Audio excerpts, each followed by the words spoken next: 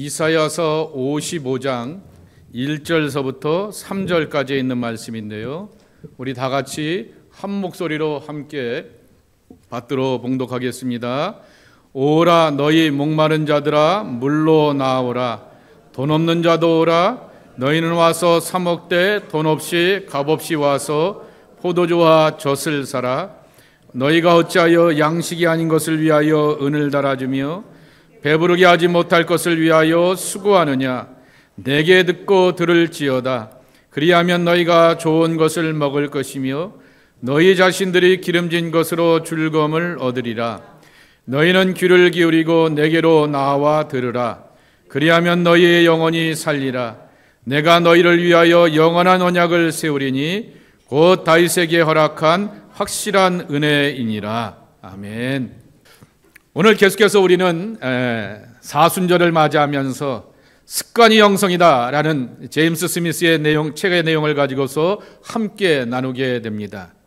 오늘은 성령은 당신이 있는 곳에서 당신을 만나주십니다 라고 하는 그러한 내용입니다.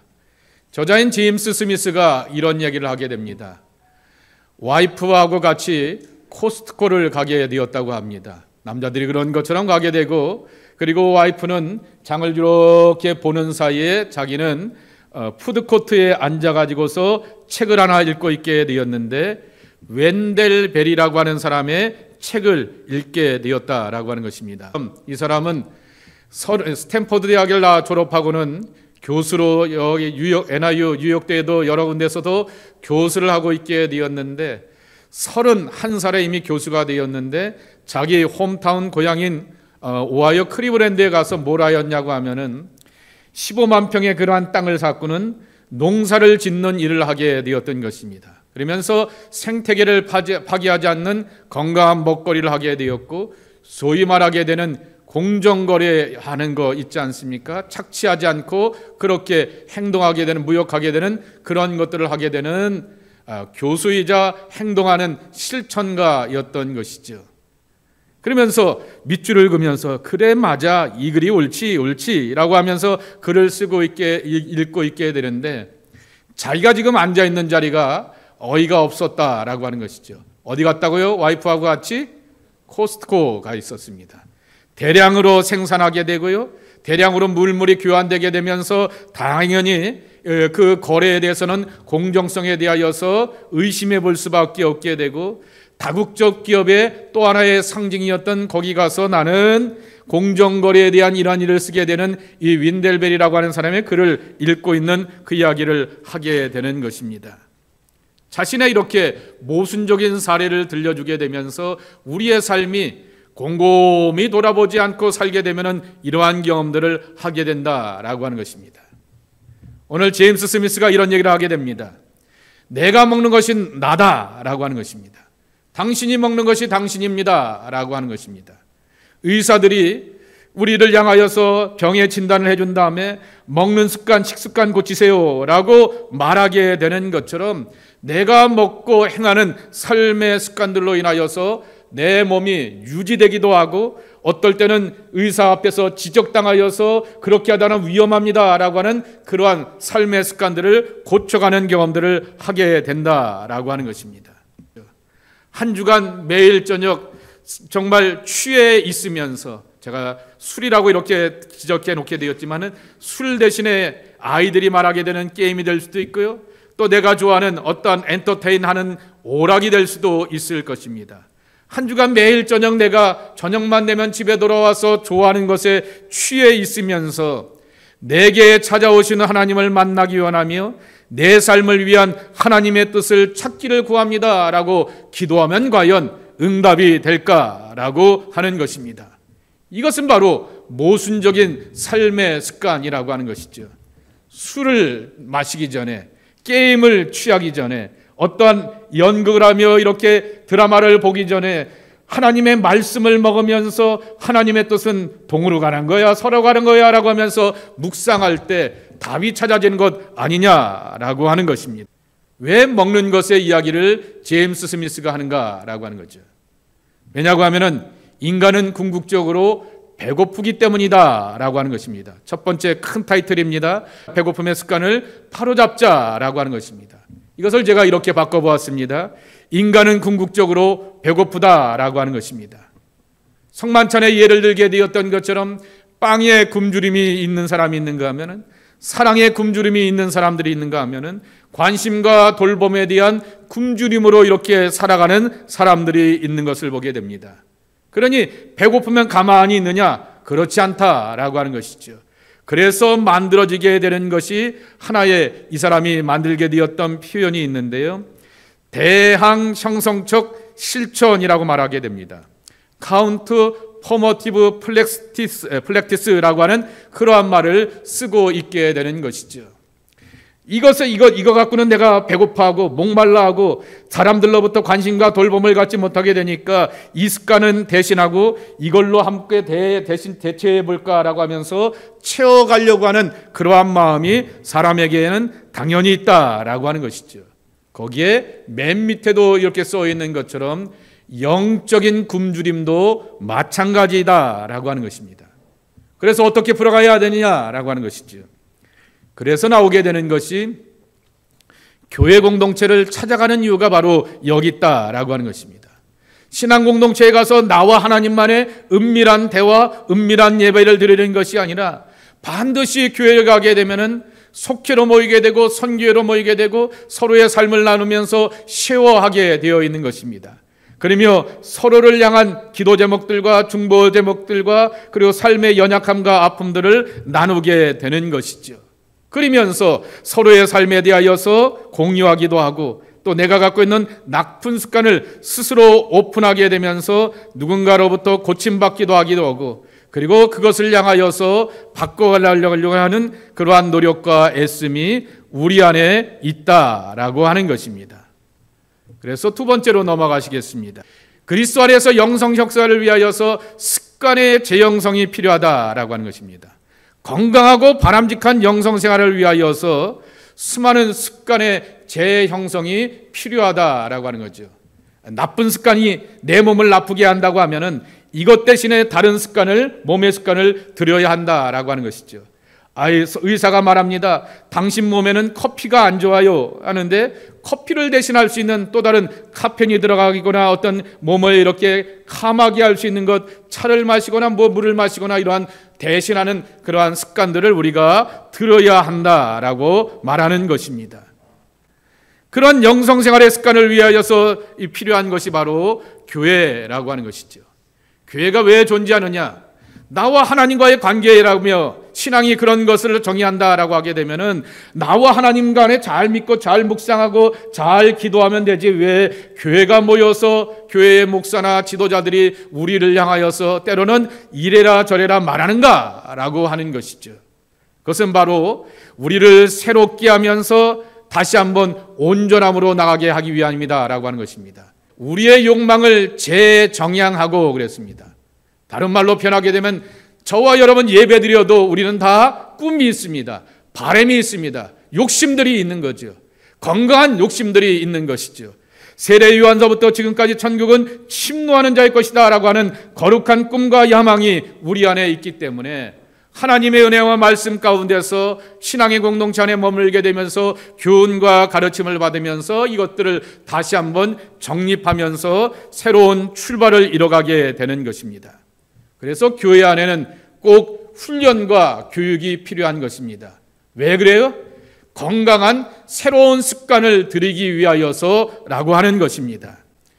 이런 신앙의 공동체에 들어오게 되고 믿음 생활을 하게 되었을 때의 그 마음가짐은 네 번째 표현해 보게 되면은 뭐와 같냐라고 하게 되면은 이민 생활과 같다라고 하는 것입니다. 아이고 오늘 중요한 비즈니스를 하게 되니까 이 서양 사람을 만나게 되었을 때 먹는 것 좀 조심하고 이렇게 먹으면서 여기에 문화와 여기에 간섭에 대해서 내 나름대로 적당하게 적응하면서 나가야 되는 그러한 삶의 습관이 필요하게 되는 것처럼 신앙생활은 여기 이민 가는 것이다 라고 말합니다. 어둠의 왕국에서 하나님이 거주하시는 사랑의 아들이 되고 딸이 되어서 그 왕국으로 거주하게 되었을 때 그 나라의 관습과 문화와 그리고 형태들을 잘 존중할 줄 아는 그러한 모습들이 우리 안에 필요하다라고 하는 것입니다. 이렇게 삶의 습관들을 바꿔가는 것처럼 영혼의 습관들을 바꿔가는 것이 우리에게 필요한데, 하나님은 어떤 분이냐라고 하는 것이죠. 매일매일 우리의 삶에 동행하시고 거주하시는 하나님이라고 하는 것입니다. 그래서 아주 큰 두 번째로 보게 되면은 이분이 말합니다. 하나님은 일상 속에 거하시는 하나님이다 라고 하는 것입니다. 일상의 예전을 무시하지 말라라고 하는 것입니다. 홍수가 났습니다. 루이지애나 같은 경우에는 홍수가 나게 되면은 집 물이 다 이렇게 잠기게 되지 않습니까? 독실한 크리스찬이 기도합니다. 하나님, 나를 이 홍수 가운데서 건져 주십시오 라고 하게 될 때 마음에 확신이 오게 되고, 오냐 내가 너를 구원해 주겠다라고 말씀하시게 됩니다. 그리고는 동네 친구들의 카누가 지나가서 타라고 하는데도 거절하게 됩니다. 모터보트가 지나가게 되면서 이건 더 안전하니까 여기 오게 되면은 이렇게 빨리 구조받을 수 있습니다 라고 했을 때도 거절하게 됩니다. 마지막에는 꼴딱꼴딱 지붕 끝까지 오게 되었을 때 헬리콥터, 소방대 헬리콥터가 내려와서 사대를 내려주면서 여기서 잡고 나오게 되면은 안전한 육지로 내려올 수 있습니다 라고 함에도 불구하고, 아니요, 하나님이 나를 구원해 주실 것입니다 라고 이렇게 거절하면서 거부하게 되었다가 마침내 가야 될 곳 저기를 가게 되었습니다. 거기 가서 하나님께 따졌습니다. 하나님, 내가 기도하게 되었는데 나를 건져내 주시고 구원해 주시겠다고 말씀하시지 않았습니까? 왜 나를 구원해 주지 않는 것입니까? 도대체 하나님은 이 홍수 가운데서 어디 계셨습니까? 라고 반문하게 될 때 하나님의 대답은 이와 같습니다. 무슨 소리야? 내가 너에게 카누도 보내줬고 모터보트도 보내줬고 헬리콥터도 보내주지 않았느냐? 더 이상 무엇을 바라느냐라고 하는 그러한 하나님의 대답이라고 하는 것입니다. 우리는 우리의 식대로 하나님의 은혜를 경험하려고 하게 되지만은 하나님은 하나님의 방식대로 우리의 삶을 구원하여 주시고 일상의 소소한 사람들과의 만남과 일들 속에서 우리 가운데 역사하시는데 그것들을 예민하게 캐치하지 않으려고 하는 그러한 마음들이 있다라고 하는 것입니다. 제가 이것을 뭐라고 표현하냐라고 하게 되면은 이번에 보게 되면은 은사주의의 함정이라고 말하게 됩니다. 하나님은 우리에게 특별한 은혜를, 내게는 특별한 은혜를 허락해 주실 것이다. 왜냐? 과거에 그런 경험이 있기 때문에, 남들은 경험하지 못하게 되었던 특별한 은혜를 내가 경험하였기 때문에 요번의 위기와 어려움 가운데서도 하나님의 특별한 은사와 능력이 내게 올 것이다 라고 하는 그러한 함정 가운데 빠지게 된다라고 하는 것입니다. 그래서 여기 나오지 않습니까? 점점 더 하나님의 평범한 은총의 수단에 대하여서 실증을 내기 시작한다라고 하는 것이죠. 오늘 여러분이 예배 드릴 때 이 예배의 모든 순서 하나하나가 몇 년 됐어요? 2000년 됐어요. 2000년 믿음의 위대한 선배들이 그렇게 고백한 것입니다. 이 책에 보게 되면은 칼빈이나 마틴 루터의 예배 순서를 보게 되면은 이게 개신교 예배인지 로만 카톨릭 예배인지 이게 뭐 찾지를 못하겠다고 이렇게 분명하게 저자가 말하게 됩니다. 그러면 그들이 다 종교개혁자인데 도대체 뭘 개혁했느냐라고 하였을 때 하나님 앞에서 드려지게 되었던 마음의 개혁이었고 하나님의 은혜에 대한 갈급함에 대한 믿음의 그러한 개혁들을 하게 되었던 것이지 이 예배 순서를 뜯어고친 적이 없다라고 하는 것을 분명하게 말씀하고 있는 것입니다. 실증을 낸다라고 하는 것, 예배 한순간순간순간에 대하여서 고백하는 시간들, 찬송하는 시간들, 성만찬의 시간들, 대표하기도 하는 시간들, 찬양하는 시간들, 그것을 향하여서 오늘 준비를 잘했네 안 했네 그것을 향하여서 따져가는 것이 아니라 그 모든 순서 가운데 담겨지게 되었던 하나님의 임재하심과 거룩하심 앞에 나가는 것이죠. 2000년보다 더 오래된 사람이 도대체 지구상에 어디 있습니까? 그러한 위대한 신앙의 선배들이 그렇게 고백하고 믿음 생활했다라고 하게 되면 그 앞에서 내가 겸손하고 진실함으로 나가야 하는 것이죠. 네 번째 보겠습니다. 영성의 형성은 어떻게 거친다고요? 평생에 거치면서 언제서부터 언제까지요? 월요일에서부터 토요일까지.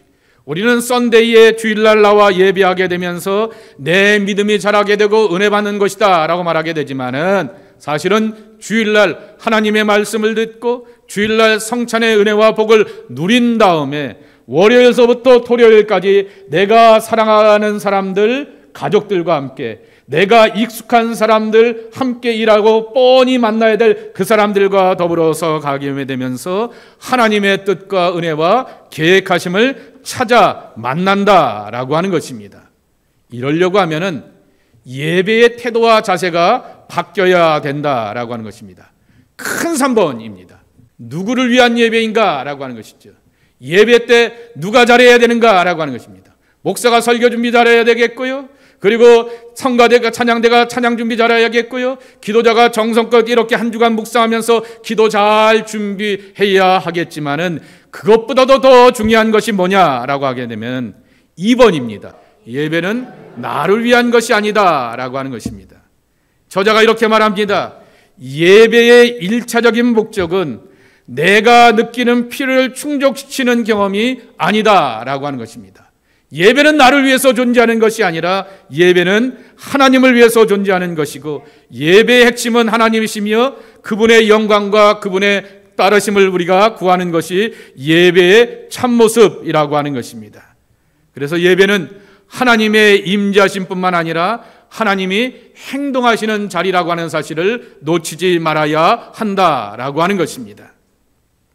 그러면 이렇게 결론을 내리게 됩니다. 쉬운 말로 하겠습니다. 여러분 한번 따라해 보실까요? 폼이 한번 따라해 보실까요? 폼을 만든다.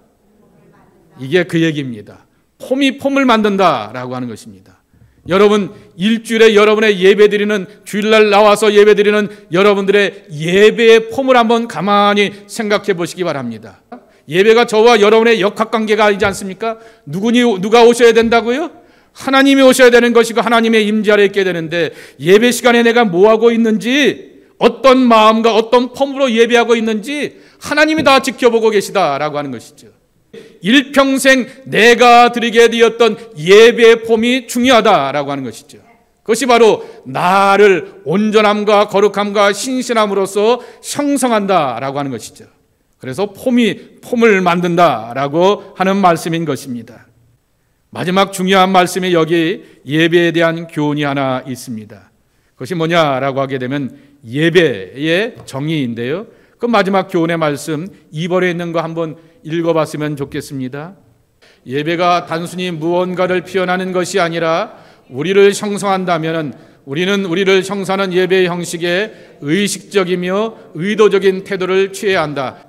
예배가 하나님이 보시는 자리에 내가 예배하는 것이라고 하면은 하나님이 나를 지켜보시게 되고 그 지켜보는 자리 가운데서 이 이상한 폼, 잘못된 폼으로서 나를 정상하게 되면은 하나님 것을 채울 수가 없지라고 하면서 스스로 의식적으로 의도적으로 저같이 부끄럽지만은 부끄러운 고백들을 하게 되면서 고쳐나가는 훈련과 연습이 우리 안에 채워져 가야 한다라고 하는 것입니다.